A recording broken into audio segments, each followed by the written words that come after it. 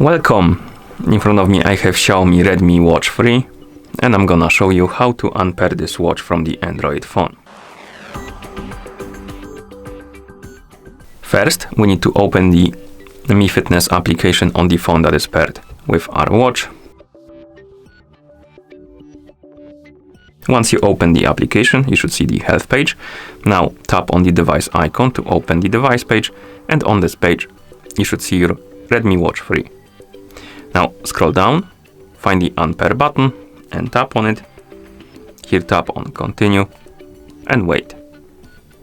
The watch will disappear from the device page and also it will reset itself to the factory default settings. Now we can close the app, and just in case we can open the Bluetooth settings on our phone. And here you can check if you see the watch on the list. As you can see, we don't have it here, but if you had the watch right here, you can tap on the settings icon, tap on forget and tap on forget device to confirm. Okay, and once you're done with the settings, you can close them, and that's how you unpair this watch from the Android phone. Thank you for watching.